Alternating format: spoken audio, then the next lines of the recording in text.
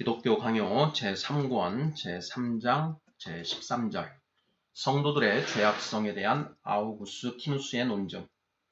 여기서 그의 사상이 더 잘 드러나는 다른 몇 가지 진술들을 소개하고자 한다.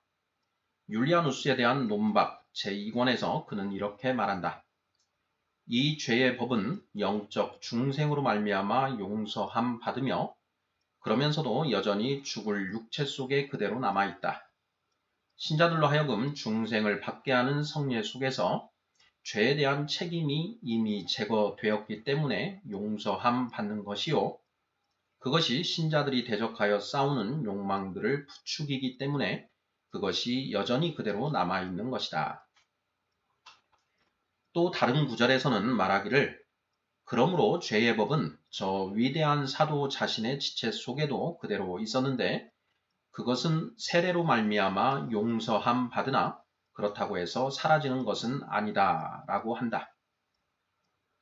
또 다른 구절에서는 이렇게 말한다. 암브로시우스는 죄의 법을 불법이라 불렀는데 그에 대한 책임은 세례 시에 제거되었으나 그 자체는 여전히 남아있다. 육체의 소욕으로 성령을 거스르는 것이 불법이기 때문이다. 또 다른 구절에서는 이렇게 말하고 있다. 죄는 그 책임으로 우리를 얽어매었으나 그 책임 속에서 죽었다. 그러나 사람이 죽어 장사 지낸 바 되어 치료되기까지는 죽었으면서도 여전히 반역을 계속하는 것이다. 제5권의 한 구절은 이보다 더 분명하다. 마음의 눈이 어둡다는 사실은 그 자체가 죄요. 동시에 죄의 형벌이요. 또한 죄의 원인이다. 그로 말미암아 사람이 하나님을 믿지 않기 때문에 죄요. 그로 말미암아 교만한 마음이 그의 합당한 형벌을 받기 때문에 죄의 형벌이요. 눈먼 마음의 오류 때문에 무언가 잘못을 범하게 되면 바로 죄의 원인이 되는 것이다. 이와 마찬가지로 선한 영이 열망하는 것을 대적하기를 바라고 사모하는 육체의 무질서한 정욕도 죄요. 동시에 죄의 형벌이요 또한 죄의 원인이다. 영혼의 다스림을 거스르는 불순종이 그 속에 있기 때문에 죄요. 불순종에 대한 값을 치르기 때문에 죄의 형벌이요. 또한 반역함으로 그것을 따르는 자나 오염되어 거기에 휩싸이는 자에게는 그것이 죄의 원인이 되는 것이다.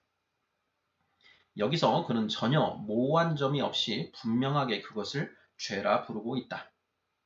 이제 그릇된 가르침이 반박되었고 진리가 확증되었으므로 비방을 덜 두려워하는 것이다.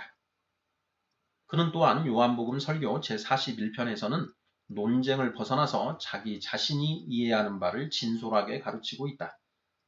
만일 여러분이 육체로 죄의 법을 섬기고 있다면 너희는 죄가 너희 죽을 몸을 지배하지 못하게 하여 몸의 사욕에 순종하지 말라는 사도의 말씀을 그대로 실행하십시오.